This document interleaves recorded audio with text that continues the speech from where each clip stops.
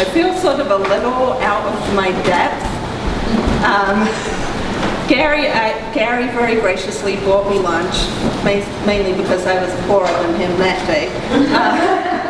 But we sort of chatted for a little while about Gary's work, and I have to say that Gary is always so sort of self-depreciating when he talks about his own work, as you may have just noticed when he said in an attempt to legitimize his work. And I think that I was really happy for an opportunity to talk about Gary's work in a way that perhaps we don't talk about him around town very often. So, you know, like all good art critics, I went and I talked to Gary about his influences, and then I'm going to completely ignore everything that he told me, mostly, because we just make it up. So Gary's influences, one of the reasons I was so uncomfortable is because Gary's influences are so outside the scope of my own work and my own practice as an art historian. I'm very interested in feminist work in the Victorian period, and Gary's work doesn't fit squarely into either of those categories. And because the subject matter of this particular exhibit was American pop culture, which is really sort of outside of my frame of reference also, because I'm not American. And so I feel like I should reel off the list of names that Gary gave to me as his particular influences, which I think are probably obvious to those of you who are familiar with sort of 20th century cartoonists and illustrators, people like Drew Friedman and Jack Davis and Matt Drucker and the sort of Mad Magazine illustrators and cartoonists. All of that is completely outside the realm of my personal expertise, or even really particularly my interest.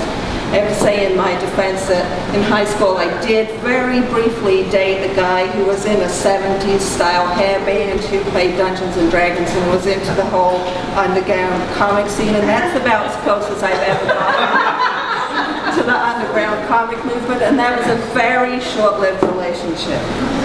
So then, thankfully, Gary did a wonderful, there was a little video online which I hope everybody saw before they came tonight, talking about, where Gary was talking about his work himself. And again, I find that he's very self-depreciating in the way that he talks about his work. When I asked him what it was about, he was just like, well, it's just, you know, a bunch of paintings of sort of funny people, and they're not really, you know, very special or... so I'm going to beg to differ here, because I think that Gary is a really unique individual voice in a really fresh and interesting vision.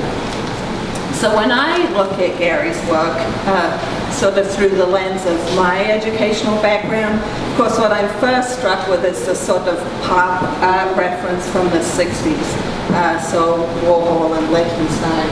Except, of course, that it's not really Warhol or Lichtensteinish, because I don't think that Gary really intends the images to be subversive or to sort of undermine the culture. I really feel they're more celebratory. And of course, a more modern reference would be to the work of artists like Jeff Koons, except that Gary's infinitely nicer than Jeff Koons, who I always feel is sort of laughing at me, not with me. And I feel like Gary's a much sweeter and nicer guy than that. But, you know, unlike those artists, Gary's work isn't really interested in sort of dissecting the culture. I feel that it's much more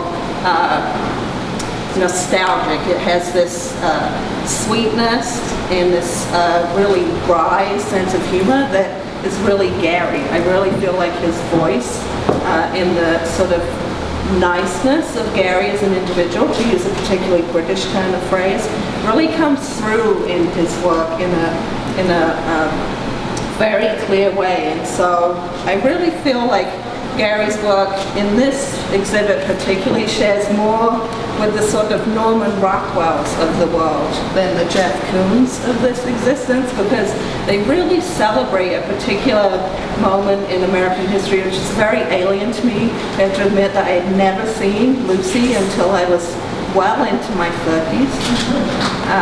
I didn't grow up watching any of these people on television, but really Gary's affection for that time period and that sort of uniquely American, honest, open humor that celebrates that cultural moment really comes through in the work. And so I think perhaps if we had to make a comparison back to illustration, I would say that it has slightly more in common with sort of the 1940s pulp fiction illustration than any of those sort of 60s flat guys who are flattening things out. So I just wanted to say that I think that Gary is a really unique, splendid, wonderful voice and perspective, and I think that we should tell him how wonderful he is with a big round of applause.